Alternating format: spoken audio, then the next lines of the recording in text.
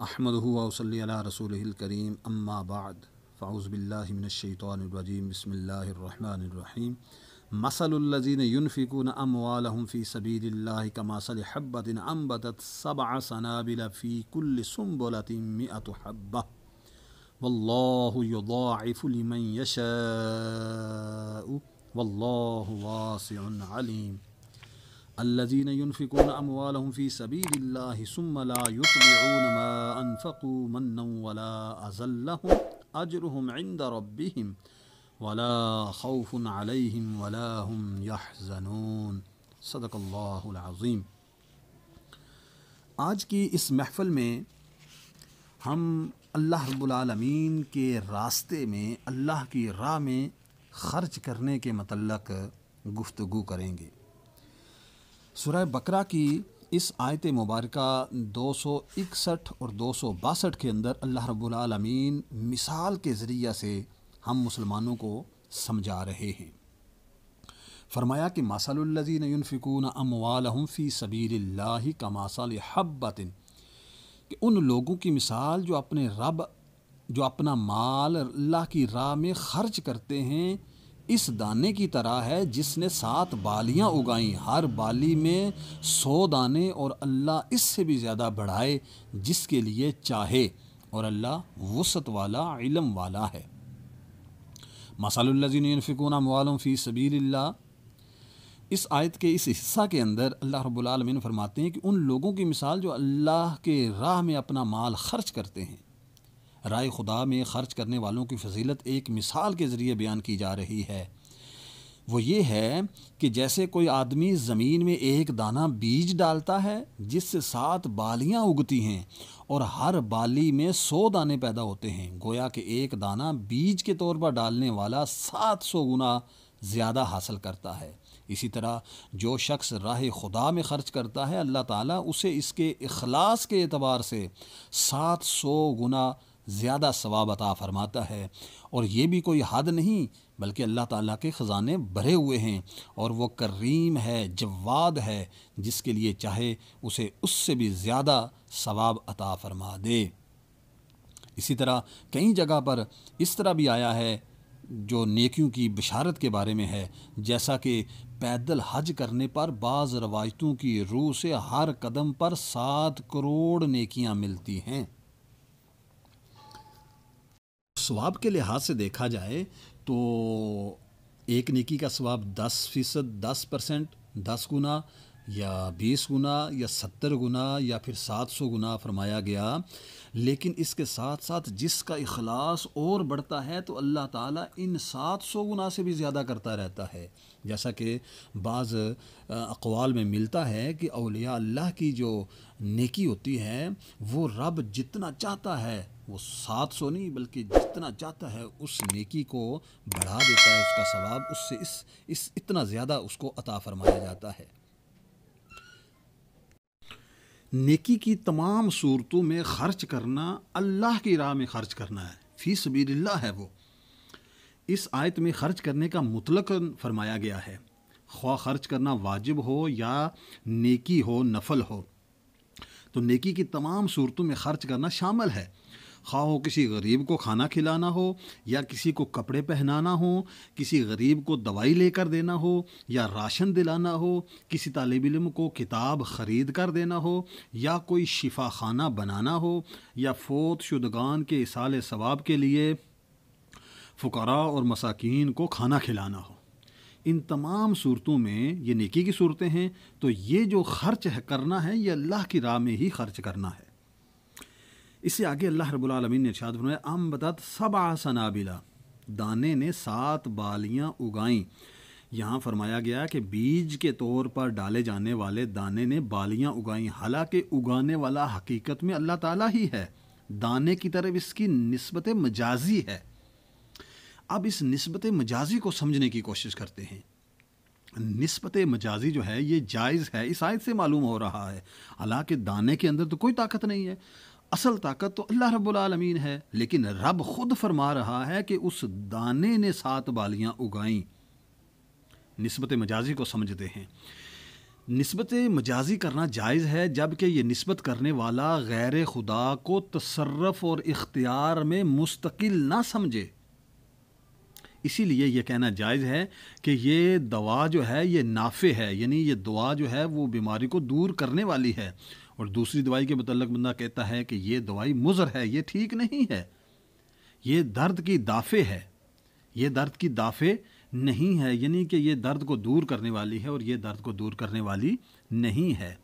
اسی طرح ماں باپ نے بچوں کو پالا، عالم نے گمراہی سے بچایا، بزرگوں نے حاجت روائی کی، یہ ساری مثالیں جو ہیں یہ نسبت مجازی ہیں، ان سب میں نسبت مجازی پائی جا رہی ہے، اور مسلمانوں کے اعتقاد میں فاعل حقیقی اہل سنت و جماعت میں اعتقاد جو ہے وہ فاعل حقیقی جو ہے وہ صرف اللہ رب العالمین ہے، باقی سب وسائل ہیں۔ اسی طرح ہم دیکھتے ہیں کہ اس آیت مبارکہ میں ایک اور چیز بڑی اہم نکل کر سامنے آئی کہ بعض اوقات ثواب میں بڑا فرق پڑ جاتا ہے۔ اس کی وجہ یہ ہے یا تو اس بندے کے اخلاص اور حسن نیت کی وجہ سے فرق پڑتا ہے، یا پھر حضور نبی علیہ الصلوۃ والسلام کی نسبت کی وجہ سے تھوڑا عمل بھی زیادہ ثواب کا باعث ہو جاتا ہے، جیسا کہ حضور پر نور صلی اللہ علیہ وسلم نے ارشاد فرمایا اگر تم میں سے کوئی احد پہاڑ کے برابر سونا اللہ کی راہ میں خرچ کرے تو اس کا ثواب میرے کسی صحابی رضی اللہ تعالی عنہم کے ایک مد، جو کہ ایک چھوٹی سی مقدار ہے، آگے فرمایا بلکہ آدھا مد خرچ کرنے کے برابر بھی نہیں ہو سکتی۔ اس کو اس طرح ہم سمجھ سکتے ہیں کہ آج کل کا عام بندہ یا اولیاء اللہ میں سے ایک مد خرچ، ایک سونے کے پہاڑ جتنا ایک چیز کو خرچ کرتے ہیں اللہ کے راستے میں، تو وہ سونے کے پہاڑ کے جتنا برابر ثواب ان کو ملتا ہے، تو اگر حضور کے صحابی آدھا کلو دیں یا آدھا کلو کا بھی آدھا دیں تو اس کا ثواب اس احد پہاڑ سے بھی زیادہ بڑا ہو جاتا ہے، یعنی نسبت کی وجہ سے ثواب میں فرق پڑتا رہتا ہے۔ اگلی آیت مبارکہ میں ارشاد فرمایا الذین ینفقون اموالہم فی سبیل اللہ، وہ لوگ جو اپنے مال اللہ کی راہ میں خرچ کرتے ہیں۔ یہ آیت مبارکہ اس کا شان نزول حضرت عثمان غنی اور حضرت عبد الرحمن ابن عوف رضی اللہ تعالی عنہما ہیں، یہ آپ لوگوں کے حق میں نازل ہوئی۔ حضرت عثمان غنی رضی اللہ تعالی نے غزوہ تبوک کے موقع پر لشکر اسلام کے لیے حضور کی بارگاہ میں 1000 اونٹ بما ساز و سامان پیش کیے، اور حضرت عبد الرحمن ابن عوف رضی اللہ تعالی عنہ آپ نے 4000 درہم صدقے کے طور پر حضور نبی علیہ الصلوۃ والسلام کی بارگاہ میں حاضر کیا، اور عرض کیا کہ میرے پاس کل 8000 درہم تھے، ان میں سے آدھے اپنے اور اپنے اہل و عیال کے لیے رکھ لیے ہیں اور آدھے رائے خدا میں پیش کر دیے ہیں۔ حضور نبی علیہ الصلوۃ والسلام پہ قربان جاؤں، حضور نے ارشاد فرمایا جو تم نے دیے اور جو تم نے اپنے پاس رکھے اللہ دونوں میں برکت عطا فرمائے۔ سبحان اللہ سبحان اللہ، یعنی حضور تو اپنے صحابہ کے لیے دعائیں فرماتے رہتے تھے، لیکن اس حدیث مبارکہ سے پتہ یہ چلتا ہے کہ حضور فرما رہے ہیں کہ عبد الرحمن ابن عوف رضی اللہ تعالیٰ عنہ آپ نے جو اپنے گھر میں رکھے ہیں، اپنے بچوں کے لیے، اپنے لیے جو رکھے ہیں، ان میں بھی اللہ برکت عطا فرمائے۔ جو تم نے اللہ کی راہ میں دے دیے ہیں تو اللہ کی راہ میں جانے والا مال اس میں بھی اللہ برکت عطا فرمائے، یعنی وہ بھی بڑھے۔ اللہ کے راستے میں نکالنے سے کبھی بھی مال تھوڑا نہیں ہوتا، زیادہ سے زیادہ ہوتا رہتا ہے۔ اللہ رب العالمین ہمیں اللہ کی راہ میں دینے کی توفیق عطا فرمائے۔ آگے ارشاد فرمایا من ولا عزا، یعنی جب اللہ کے راستے میں خرچ کرو تو اس کے بعد پھر احسان نہ جتلاؤ اور نہ ہی تکلیف دو،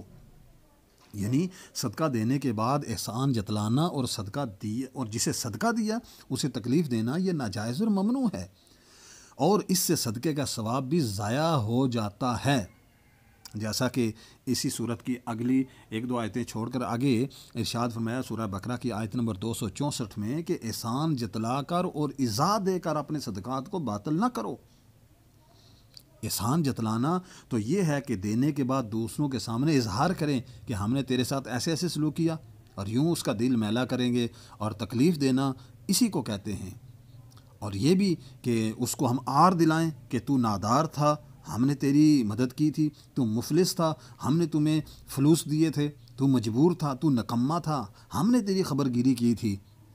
یا پھر اسی طرح کسی بھی لفظ سے، کسی بھی طریقہ سے اس کے اوپر دباؤ ڈالنا، یہ احسان جتلانا اور اس کو تکلیف دینا ہے.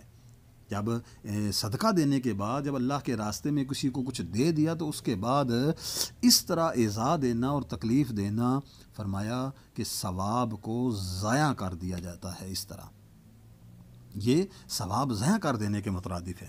اسی طرح آگے ارشاد فرمایا قول معروف و مغفرۃ خیر من صدقۃ یتبعها اذى واللہ غنی حلیم. فرمایا اچھی بات کہنا اور معاف کر دینا اس خیرات سے بہتر ہے جس کے بعد ستانا ہو، اور اللہ بے پرواہ ہے اور حلم والا ہے. اس کی تھوڑی سی تفسیر سمجھنے کی کوشش کرتے ہیں کہ اگر سائل کو ہم نے کچھ دے دیا تو اس سے اچھی بات کہی جائے اور خوش خلقی کے ساتھ جواب دیا جائے، جو اسے ناگوار نہ گزرے، اور اگر وہ مزید سوال پر اصرار کرے، زبان درازی کرے، تو اس سے درگزر کیا جائے. اس آیت کا مطلب یہ ہے سائل کو کچھ نہ دینے کی صورت میں اس سے اچھی بات کہنا اور اس کی زیادتی کو معاف کر دینا اس صدقے سے بہتر ہے کہ جس کے بعد ہم اسے عار دلائیں یا اس پر احسان جتلائیں یا پھر کسی اور طریقے سے اس کو تکلیف پہنچائیں. جیسا کہ بس اڈوں کے اندر یا راستے میں کوئی مانگنے والا ایسے مانگتا ہے تو بندہ ایک بار درگزر کرتا ہے، دوسری بار وہ اصرار کرتا ہے تو بندہ اس کو کچھ دے دیتا ہے، پھر وہ کہتا ہے کہ آپ نے یہ تو بہت کم دیا ہے، تو بندہ پھر اس کو کہے کہ تو جا یہاں سے نکل جا، تو بڑا ہٹا کٹا ہے، کوئی کام کر جا کے، یہاں ہم دے بھی رہے ہیں اور تو باتیں سنا رہا ہے. تو اس طرح کی باتوں سے بھی منع کیا گیا ہے کہ قول معروف و مغفرۃ خیر من صدقۃ یتبعها اذى. اچھی بات کہنا اور معاف کر دینا، یعنی اچھے طریقے سے اسے کچھ دینا. اگر وہ بندہ زبان درازی کرتا ہے تو اس کو معاف کر دینا، یہ اس صدقے سے بہتر ہے کہ صدقہ دینے کے بعد ہم اس کو تکلیف دیتے ہیں، ایذا دیتے ہیں، یا پھر ہم اس کے اوپر احسان جتلاتے ہیں. لیکن آگے جو اللہ نے ارشاد فرمایا واللہ غنی، اللہ بے پرواہ ہے. اس آیت کے آخر میں اللہ رب العالمین کی دو صفات کا بیان ہوا ہے کہ واللہ غنی، اللہ بے پرواہ ہے اور حلیم ہے، یعنی بندوں کے صدقات سے بے پرواہ اور گنہگاروں کو جلدی سزا دے کر حلم فرمانے والا بھی ہے. اللہ رب العالمین کی بارگاہ میں دعا ہے اللہ تعالی ہمیں اللہ کے راستے میں دینے کی توفیق عطا فرمائے، اور جو اللہ کے راستے میں دیتے ہیں ان کو اللہ رب العالمین ڈھیروں ثواب اور ڈھیروں نیکیاں اور کروڑوں نیکیاں اور کروڑوں ثواب عطا فرمائے. اللہ رب العالمین ہم کو دین کی سمجھ اور اس پر عمل کی توفیق عطا فرمائے. وآخر دعوانا الحمدللہ رب العالمین.